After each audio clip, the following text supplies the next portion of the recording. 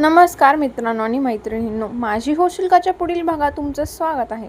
तर आतापर्यंत आपण बघितलं होतं की कबीरने जबरदस्ती करूनच अवंतीला त्याच्या रूममध्येच ठेवून घेतलं होतं आणि नंतर सकाळी तिला तिच्या रूममध्ये सोडलं होतं आणि नंतर दोघेही त्याच्या ऑफिसला गेले होते. त्यानंतर त्याच्या हॉट पर्सनल असिस्टंटला बघून तर अवंती खूपच जलस फील करत होती. त्यानंतर आता पुढे काय होईल आपण बघूया. मी तो त्याचा फोन घेत दाराकडे निघाला. तशी ती गोंधळून उठून त्याच्या जवळ जात म्हणाली, अवंती. तो जपडा घट्ट आवळत बोलतच होता की ते नाही, मी एकटी बसून इथे काय करू ते विचारत आहे. तुम्हाला जर इथून जायचं होतं तर मला कशाला ऑफिसला घेऊन आला? तुम्ही कधी येणार? ती त्याचं पूर्ण बोलणं व्हायच्या आधीच बोलत पूर्ण केबिनभर नजर टाकू लागली. घरी बसून काही जेवण बनवणार होती का? तो बारीक डोळे करून म्हणाला. ती गाल फुगवून त्याच्याकडे बघू लागली. तिथे बुक्स, मॅगझिन्स, TV आहे. 1 तास काहीही कर. हा फक्त टेबलजवळ जायचं नाही. टेबलवरचं सगळं सामान इम्पॉर्टंट आहे. तो शेवटचं वाक्य बोलताना वॉर्न करत म्हणाला. तशी तिची नजर टेबलवर गेली. खूप वेगळ्या प्रकारच्या फाईल, लॅपटॉप, अजून बरंच काही सामान होतं. ते बघून तिने डोळे फिरवले. जे काम आवडतच नाही त्याला ती कशाला हात लावणार होती? आता जाऊ का? अजून काही विचारायचं आहे? तो इरिटेट झालेल्या टोनमध्ये अंगठा भुवईला रब करत म्हणाला. नाही. ते ऐका ना, मी मंजिरीला भेटून येऊ का? ती मला बघून किती खुश होईल. माझ्या लक्षातच नाही आलं तिला सांगायचं. आत्ता लक्षात आलं. अवंती डोळ्यात चमक आणत खुश होत बडबड करत होती. कबीर डोळे मोठे करून थक्क होऊन तिलाच बघू लागला. एक क्षण त्याला वाटलं कुठून दुर्बुद्धी सुचली आणि अवंतीला आपण ऑफिसला घेऊन आलो. त्याला लेट होत होता. तिचे प्रश्न आणि आता तर कहर. मंजिरीला जाऊन भेटते. तिचा रुबाब काय? आता ती ऑफिसच्या स्टाफला जाऊन भेटणार? Shut up. माझं ऑफिस का तुला धर्मशाळा की घर वाटलं का? इथे येऊन कोणाला पण जाऊन भेटणार? तुमची फ्रेंडशिप ती ऑफिसच्या बाहेर. ऑफिसमध्ये ती माझी एम्प्लॉय आहे आणि तू जाऊन तिला भेटणार? तो खवळून ओरडून म्हणाला. आत्तापर्यंत तिचं बोलणं त्याने खूप लाईटली घेतलं होतं. हसण्यावर घालवत होता. पण आता हळूहळू पारा चढत चालला होता. तशी ती चेहऱ्यावरचं हसू कमी करत गंभीर होऊन त्याला बघू लागली. त्याने किंचित नकारार्थी मान हलवली आणि दार उघडून बाहेर गेला. तशी ती दात एकमेकांवर घासत रागाने तो गेलेल्या दिशेने बघू लागली. तिने पूर्ण केबिनभर नजर टाकली आणि पाय आपटत पुन्हा सोफ्यावर जाऊन बसली. थोडा वेळ इकडचे तिकडचे बुक्स चाळले. नंतर घरी अकॅडमीमध्ये कॉल केले. आता तिला बांधल्यासारखं होऊ लागलं. एकाच रूममध्ये ती जास्त वेळ बसू शकत नव्हती. 1 तास होऊन गेला तरी अजून तो आला नाही म्हणून तिची चिडचिड होऊ लागली. 1 तास सांगून जवळजवळ त्याला 2 तास होत आले होते आणि तो घाईतच केबिनमध्ये आला. त्याची नजर सोफ्यावर गेली तर ती डोळे मिटून सोफ्याला टेकून बसली होती. तो दीर्घ श्वास घेत हळूवार आवाज न करता तिच्या जवळ येऊन उभा राहिला. अंग चोरून एका कुशीवर बसून डोकं मागे सोफ्याला टेकवून बसली होती. फुल AC असल्याने अंगावरची ओढणी तिने स्वतःभोवती गुंडाळून घेतली होती. अवंती. त्याने हळूवार आवाज देत तिच्या केसांवरून हात फिरवला. त्याच्या आवाजाने ती गडबडून जागी झाली. अचानक जाग आल्यामुळे हृदयाची धडधड वाढली होती. इकडे तिकडे बघून त्याच्याकडे डोळ्यांची उघडझाप करत बघू लागली. कधी तिला डोळा लागला तिचं तिलाच कळलं नाही. रात्री माझ्या कुशीत इतकी शांत झोप लागून सुद्धा आता पुन्हा झोप लागली? तो सिंगल चेअरवर बसून समोरच्या टेबलवरचा पाण्याचा ग्लास उचलत तिच्यासमोर धरत मिश्किलमध्ये म्हणाला. ती ताट बसत अंगावर गुंडाळलेली ओढणी व्यवस्थित घेत त्याच्याकडे बारीक डोळे करून त्याच्याकडे रागाने बघू लागली.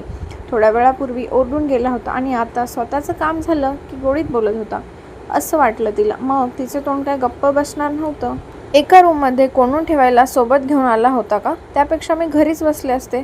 आता मला तुमच्याबरोबर काही शॉपिंग करायची नाही. मला आता घरी जायचं. 2 तास एकाच रूममध्ये बसून झोप येणार नाही तर काय होईल? ती त्याच्या हातातून पाण्याचा ग्लास घेत चिडून म्हणाली. असं कसं? आता मी संध्याकाळपर्यंत फ्रीच आहे. फक्त आणि फक्त तुझ्यासाठी वेळ काढलेला आहे. तो हसत तिचा एक हात आपल्या हातात घेत म्हणाला. पण मी फ्री नाही. मला आता घरी जायचं आहे. आता मला हळूहळू तुमचा स्वभाव कळायला लागला आहे. जेव्हा तुमचं माझ्याकडे काम असतं तेव्हाच गोड बोलता, नाही त्यावेळेस ओरडून बोलता. ती त्याचा हात झटकत टोमॅटोसारखे गाल फुगवून पाणी घशाखाली उतरवत म्हणाली. तसं तो तिचा चेहरा बघून जोरजोरात हसत तिचा एक गाल ओढू लागला. ओ, मी काही जोक मारला का? ती त्याच्या चिमटीतून तिचा गाल सोडवत चिडत म्हणाली. चिडली की कोणाला ऐकत नव्हती. मनात काय असेल ते बोलून लगेच मोकळी होत होती. बिलकुल राग मनात धरून ठेवत नव्हती. जे आहे ते तोंडावर बोलून मोकळी होत होती. त्याच्यासमोर कधीच ती स्वतःला कमजोर दाखवत नव्हती. कमजोर दाखवायला ती कधी कमजोर नव्हतीच. लगेच झाशीची राणीसारखी तलवार हातात असायची. You actually look cute when you are angry my wild cat. तो तिच्यासमोर झुकत मागून तिच्या डोक्याला पकडत कपाळाला नाक घासत म्हणाला. अहो, मी काय तुम्हाला मांजर वाटले का? मी काय तुम्हाला नखे मारत फिरते का? ती त्याला मागे ढकलत वैतागून म्हणाली. तिला राग आला होता आणि आता मांजर बोलल्यामुळे तर अजूनच चिडली होती. तू नख मारण्यासारखं मी काही केलं नाही. हां, लग्नानंतर तो चान्स देईल, तो खट्याळ हसत म्हणाला. तशी ती भुवया आकसून गोंधळलेल्या नजरेने बघू लागली. त्याचं बोलणं सध्या तिच्या 36 फूट वरनं गेलं होतं. तिच्या बघण्याने त्याला अंदाज आला की तिला आपलं बोलणं काही कळलंच नसेल, म्हणून तो गालातल्या गालात खळवळून हसू लागला. तू खरंच इनोसेंट आहे का मला वेड्यात काढत आहे? तो हसत चेअरवर पटकन उठून तिचे दोन्ही हात आपल्या हातांमध्ये इंटरलॉक करून तिच्या अंगावर झुकत म्हणाला. अचानक तो अंगावर ॲग्रेसिव्हली आल्यामुळे तिचा तोल बिघडला आणि ती मागे सोफ्याला टेकली गेली. आतापर्यंत डोळ्यात राग होता, पण तो अचानक अंगावर आल्यामुळे ती डोळे मोठे करून श्वास रोखून त्यालाच बघू लागली. त्यात दोन्ही हात त्यांनी त्याच्या हातांमध्ये इंटरलॉक केल्यामुळे तिला तिचे हात बांधल्यासारखे झाले होते. तो तिच्या डोळ्यात खट्याळपणे हसत बघत होता आणि ती भेदरलेल्या नजरेने डोळे मोठे करून त्याला बघत होती. तो कधी काय करेल याची तिला आता भीती वाटत होती, कारण अचानक त्याच्या मनात काय येतं आणि तो काय करतो याचा अजून तिला अंदाज येत नव्हता. ती सोफ्याच्या एका कोपऱ्याला टेकली गेली होती. त्याच्या बलाढ्य शरीरामध्ये पूर्णपणे ती विसावून गेली होती. आजूबाजूने त्याने पूर्ण तिला कव्हर केल्यामुळे तिला हलायला सुद्धा जागा नव्हती. हां, आता विचार तुझे काय काय प्रश्न आहे. सगळ्या प्रश्नांचं उत्तर दिल्याशिवाय आपण आता शॉपिंगला जायचं नाही. तसेही आता दिवसभर मी फक्त तुझ्यासाठीच फ्री आहे.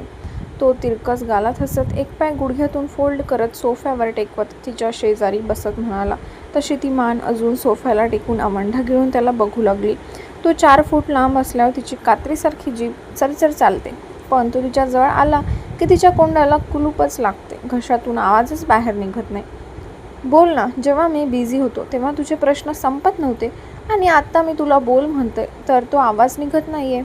तो तिची हनुवटी घट्ट पकडत तिच्या कोरड्या झालेल्या ओठांवर नजर टाकत म्हणाला. ते हात सोडा. ती त्याच्या बांधले गेलेल्या हातांकडे तिरकी नजर टाकत म्हणाली. ओ गॉड, पुन्हा सोडा शब्द. तो वैतागलेल्या स्वरात बारीक डोळे करत म्हणाला. ते मी.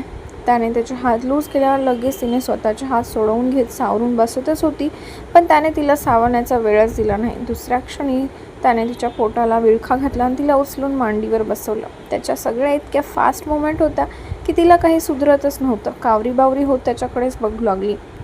हा विचार ना. तो तिच्या कोपऱ्यावरून त्याची लांब सडक बोटे फिरवत तिच्या तळहातावर त्याचा तळहात जोडत हळूवारपणे म्हणाला. ती अंग चोरून जोरजोरात श्वास घेऊ लागली, कारण श्वासांची गती वाढली होती. त्याने जो हात धरला होता तो हात तिचा बधीर होऊन डोक्याला मुंग्या येऊ लागल्या. पूर्ण अंग करंट वाहू लागला होता. पाणी पिऊन सुद्धा घसा आता कोरडा पडला होता.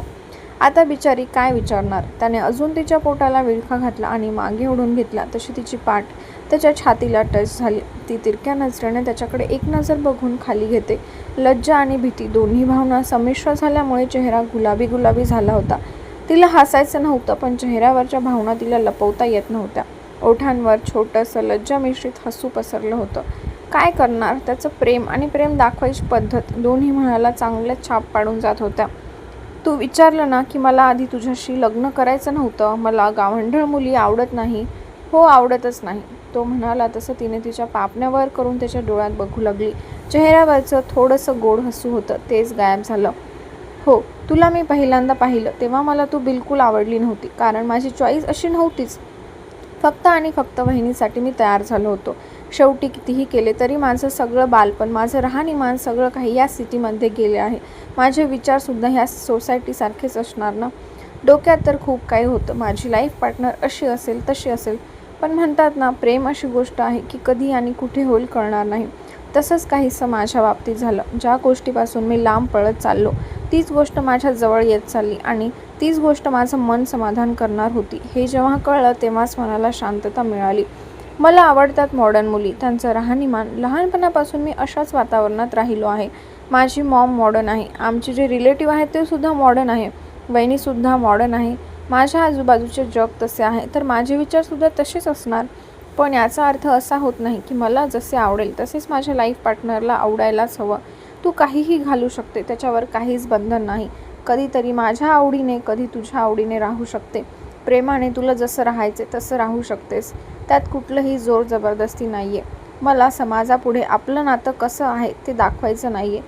कोण काय बोलतं याचा मला काही फरक पडत नाही. मला फक्त फरक पडतो तुला काय वाटते.